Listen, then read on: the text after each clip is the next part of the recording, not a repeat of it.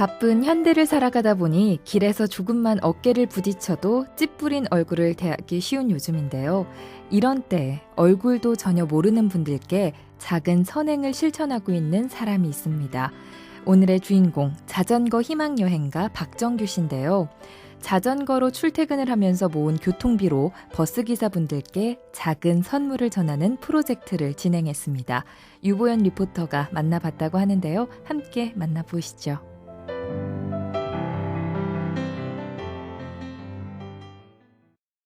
네, 안녕하세요. 안녕하세요. 자전거 희망여행가 박정규입니다. 저희 열린 라디오 YTN 청취자 여러분들께 간단한 소개 부탁드릴게요. 네, 저는 지금 하자센터라고 청소년 직업체험센터에서 일을 하고 있는데요. 거기서 이제 하는 일은 자전거 공방 운영하고 있고 청소년들과 함께 할 수 있는 다양한 자전거 프로그램을 개발하는 일을 하고 있습니다. 그리고 제가 자전거로 세계 여행을 했었는데요. 그래서 그 여행했던 경험들을 청소년과 청년들에게 나누면서 희망을 나누는 일을 하고 있습니다. 네, 반갑습니다. 자전거를 무척 사랑하시는 분이라고 하셨는데요. 최근에는 이것과 관련해서 특별한 프로젝트를 진행하셨다고 들었어요. 어떤 프로젝트인가요? 네, 일명 오라이 프로젝트라고 사람들이 알고 계신데요. 제가 자전거로 출퇴근하면서 어느 날 이런 생각이 들었어요. 아, 내가 자전거를 타고 있는 만큼 교통비를 하루에 2,000원씩이라도 모을 수 있지 않을까? 그렇게 모은 돈으로 누군가에게 작은 선물할 수 있는 그런 작은 소소한 이벤트를 하면 좋겠다. 그래서 올해부터 그렇게 한 6개월가량 돈을 모으면서 최근 한 2주 전쯤에 그 평소에 알고 지내는 친구들하고 같이 그런 프로젝트를 실행했습니다. 특별히 그런 마음을 먹으신 이유가 있으실 것 같은데요.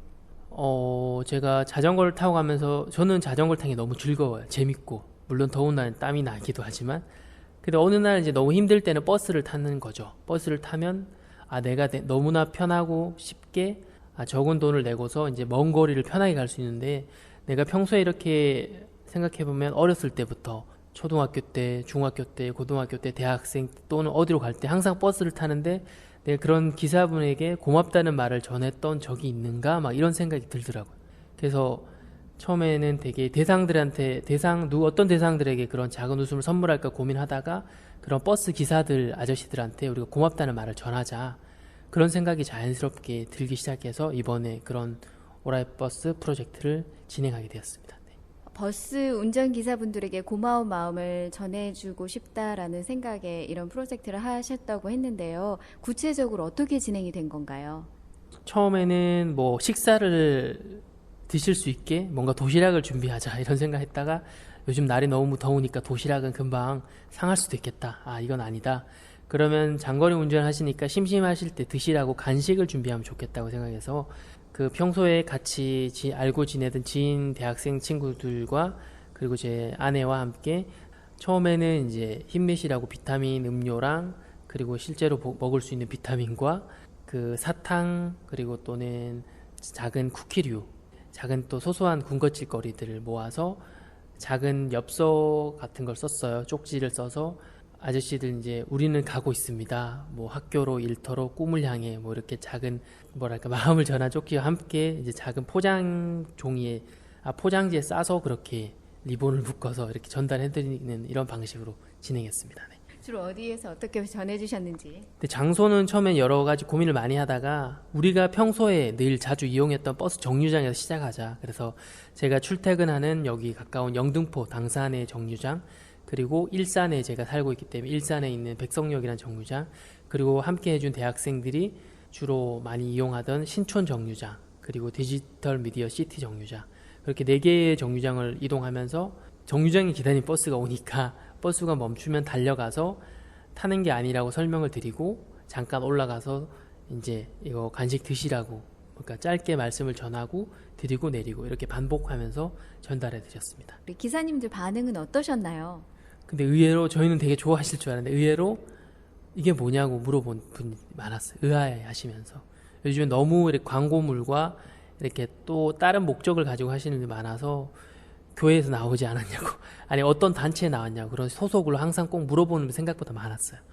하지만 그 중에서도 되게 좋아하는 분들도 많았어요. 저희한테 되게 정중하게 인사를 하시는 분도 계셨고 되게 수줍게 인사를 하시는 분도 계셨고 이제 어디서 나온지는 알고 우리가 고맙게 먹겠다 이렇게 물어보신 분도 계셨고요. 그 버스 정류장에서 버스 기다리던 다른 시민분들도 계셨을 것 같은데요. 네. 어땠어요?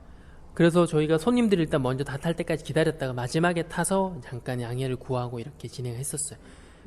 지켜보는 분들도 좀 의아하게 봤었어요. 선물 꾸러미를 막 이렇게 두고 막 하나씩 하나씩 타고 주고 우리들끼리 막 깔깔거리고 하니까 좀 이상한 애들인가 이렇게 보시기도 하고, 아니면 어디서 나와서 홍보를 하는 것인가 이렇게 보시기도 했었고요. 네. 이 지금 말씀해 주신 게 오라이 버스 프로젝트라고 하셨는데요.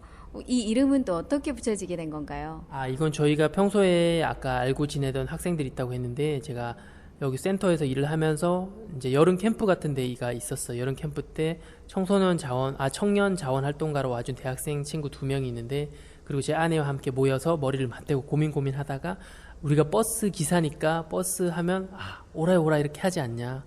그게 어떤 오라이란 게 그냥 버스가 가고 서고 이런 의미도 있지만 내일 향해서 힘차게 오라이 이런 의미도 담아서 오라이라고 하면 좋지 않을까? 그래서 오라이가 나오게 됐어요. 네, 근데 재미난 게요. 저희가 이 프로젝트를 위해서 사전 모임을 가졌어요. 그래서 저희가 사전에 저녁을 맛있게 먹고 카페에서 오라이 프로젝트 이름을 정하고 이제 의미를 담아서 했는데, 나중에 생각해보니까 우리가 저녁을 먹었던 데가 바로 오라이 닭갈비라는 곳이었더라고요. 그래서 정말 이 이름이 우리가 맛있게 먹은 저녁만큼 사람들에게도 맛있는 그런 의미 있는 프로젝트가 되겠다 하고 모두 뜻을 모아서 이 프로젝트를 더 재밌게 준비하게 됐습니다. 네, 이런 또 프로젝트를 진행하게 된 또 이유가 있으실 것 같아요. 제가 자전거 여행을 했던 대로 조금 거슬러 올라가야 될 것 같은데, 제가 자전거로 세계 여행하다가 칠레 아타카마라는 사막을 지나가고 있었어요. 버스 한 대가 자전거 속도를 맞추더니 갑자기 버스 운전석 쪽에 창문이 스르륵 내려가더니 손이 하나 나왔거든요. 손이 나왔는데 그 손 위에는 뭔가 종이 상자 큰 게 있었어요. 그래서 그 상자를 저한테 주는 건가 싶어서 제가 꼭 받고 이렇게 품에 안고 있었는데, 순간 버스 창문이 닫히고 버스가 휘잉 하고 떠나갔어요. 버스가 멀어져 가는 걸 보고 있다가 손 안에 있던 그 종이 상자를 열어보니까 그게 도시락이었어요. 버스 기사 아저씨가 드시려고 했던 도시락이었고, 저는 그 도시락을 먹고 이제 감동을 받은 거죠. 이 누군가를 도와주는 게 아무 말 없이 이렇게 멋지게 도와줄 수도 있겠구나. 그 생각이 이번 프로젝트를 하면서 생각이 났던 거예요. 그래서 이 아저씨들한테 내가 받았던 그런 답례를 하자. 그런 사랑을 다시 나눠드리면 좋겠다 해서 도시락을 준비하려다가 간식으로 갔던 그런 배경이 있습니다. 네. 지금 오라이버스 프로젝트를 첫 번째 프로젝트를 진행하시고 마치셨는데 소감은 어떠신지 궁금합니다. 쉽게 생각해서 그런 것 같아요. 예를 들어서 이런 비슷한 걸 하고 싶은 분들은 그냥 하루 정도 내가 대중교통 대신에 내가 걷거나 또는 자전거를 타거나 뭔가 이렇게 아낀 돈으로 그냥 조그맣게 간식을 사서 줄 수 있는 거거든요. 그런 것처럼 누군가에게 작은 웃음을 선물한다는 것, 특히 내가 모르는 누군가에게, 그런 것들이 실제로 그렇게 어렵지 않다는 걸 다시 한번 확인할 수 있었고, 누구나 가능하다는 거 배울 수 있는 좋은 공부였던 것 같아요. 네. 마쳤을 때는 되게 뿌듯했던 것 같아요. 그래도 나름대로 목표한 그런 기간, 100일이라는 기간 동안 제가 땀 흘리는 게 제 혼자만의 개인적인 그런 건강 또는 운동이 차원에서 끝난 게 아니라, 내가 땀 흘리는 만큼 누군가에게 도움이 될 수도 있고 누군가에게 웃음을 줄 수 있고, 그런 땀이 헛된 게 아니라 좀 더 보람되게 흘릴 수 있는 땀이 되었던 게 아닐까. 그리고 이제 여행할 때도 그랬고 지금도 그렇지만 한 가지 안타까운 사실들은 불특정 다수라고 하는 단어 자체가 굉장히 부정적이고 두렵고 무서운 단어가 됐다는 것 같아요. 그래서 불특정 범죄, 또는 어릴 때부터 낯선 사람이 사탕을 주면 먹지 마라, 또는 낯선 사람이 말을 걸면 함부로 얘기는 하면 안 된다. 그럼 전 세계 60억 인구 중에 내가 알고 있는 인구는 정말 인맥이 많아도 1만 명? 1억이라고 쳐도 59억은 다 나를 위험을 주는 나쁜 사람인 건가? 이렇게 생각한다면 우리가 굉장히 생각이 좁아지고 굉장히 두려운 세상 속에 살고 있다는 게 아닐까? 그걸 바꿔서 불특정 다수가 우리에게 누군가 희망을 줄 수 있는 사람이 될 수도 있고, 누군가 우리와 또 다른 일을 꿈을 꿀 수 있는 그런 파트너가 될 수 있다고 생각한다면 우리가 할 수 있고 좀 더 꿈꿀 수 있는 게 많아질 수 있지 않을까. 그리고 세상을 대하는 태도가 조금 더 열릴 수 있지 않을까. 그래서 이런 것들도 그런 작은 시작이 되었으면 좋겠다는 바람으로 이런 프로젝트를 계속 해보고 싶은 마음이 지금 조금씩 자라고 있어요. 네. 앞에서 이제 이 오라이버스 프로젝트와 같은 이 나눔을 실천하게 된 계기가 자전거로 세계 여행을 했던 그 경험이 바탕이 돼서 이런 것도 고안하게 됐다라고 말씀하셨는데요. 그 여행 중에 지금 희망을 찾으셨다고 하셨는데 구체적으로 어떤 희망을 찾으셨는지 궁금합니다. 그 사람들한테 자꾸 희망에 대해서 물어보고 제가 그들의 희망을 듣고 여행했던 이야기들을 만나는 사람들에게 자연스럽게 이야기를 하는 자리가 점점점 많아졌어요. 그러다 보니 내가 사람들 앞에서 대중들한테 얘기하는 거에 대해서 내가 누군가에게 얘기를 하고 그 사람 내 얘기를 듣고 감동을 받고 마음의 떨림이 서로 공명을 하는 그런 순간이 있었어요. 그러면서 내가 사람들 앞에서 얘기하는 스피커를 하고 싶어 하는 거구나 라는 걸 자연스럽게 발견하게 됐고, 한국에 돌아와서도 지금까지 계속 대학교에 가서 또는 고등학교에 가서 또는 교회에 가서 다양한 단체들 인터뷰를 통해서 끊임없이 제가 여행을 했던 것들을 사람들하고 공유를 하고 스피치를 통해서 사람들에게 희망을 주고 제가 희망을 얻고, 그런 걸 통해서 희망 동기부여 전문가를 하면 좋겠다, 희망을 이야기하는 스피커가 되고 싶다는 희망을 가지게 되었고, 또 다른 건 자전거란 게 한 사람의 인생을 변화시킬 만한 강력한 도구가 될 수 있겠다. 그래서 자전거를 통해서 청소년, 청년들, 사람들에게 자전거를 타는 즐거움 또는 자전거를 통해 삶을 변화시킬 수 있는 그런 고민들, 방법들을 끊임없이 나누고 싶다는 그런 희망을 가지게 되었어요. 몇 개국 다니신 건가요? 3년 동안 16개국 정도를 자전거로 달렸습니다. 예를 들어서 몽골, 중국, 인도, 미국, 쿠바, 그리고 이제 남미, 베네수엘라, 파라과이, 브라질, 일본, 이렇게 일본까지 갔다가 한국으로 돌아왔어요. 주로 이제 다닌 경로가 관광지보다는 현지인 사람들 많이 만나고 싶었고 그들의 삶을 이제 저도 같이 하고 싶어서 관광지를 피해서 많이 다녔어요. 그래서 저녁이 되면 아무 집이나 막 찾아갔어요. 찾아가서 문을 두드렸어요. 오늘 밤 추우니까 내가 도움을 구할 집을 찾고 있다, 또는 캠핑 장소를 찾고 있다. 그렇게 했을 때 저를 이제 마음으로 받아준 사람들한테 가서 당신 희망은 무엇입니까? 그렇게 희망 인터뷰를 했는데, 그러면 이제 되게 여러 가지 경우가 많아요. 처음에는 제가 캠핑 장소가 있냐고 물어보면 정말 있다고 알려주는 사람이 있어요. 그럼 그 사람은 저기서 캠핑하면 돼요 하고 문을 닫고 안 나와요. 어떤 사람은 음식 한 접시만 주고 안 나온 사람도 있고, 어떤 사람은 창고에서 자라고 안 나온 사람도 있고, 어떤 사람은 자기 거실까지만 자라고 한 사람도 있고, 자기 부부방을 내어주고 자기는 아기들하고 같이 자는 사람도 있고. 그렇게 이제 자전거로 여행을 하시면서 물론 이제 좋은 분들도 만나고 좋은 시간들도 많이 가졌지만 여행에서 다녀와서 국내에 다시 들어왔을 때 어떤 불안감이나 그러진 않으셨어요? 네, 물론 불안감하고 두려움도 컸죠. 왜냐하면 실제로 돌아와서도 사회에서 기다리고 있던 현실은 이게 밖에 있을 때 물론 여러 가지, 저는 좀 언론에 많이 소개된 케이스인데 그래서 대박이 날 줄 알아 소위 이게 헛된 기대들이 많았던 거죠. 뭔가 잘 될 줄 알았는데 돌아와서 기다리고 있던 현실은 학교에서 제적을 당하고 이제 실직자가 된 거죠. 백수.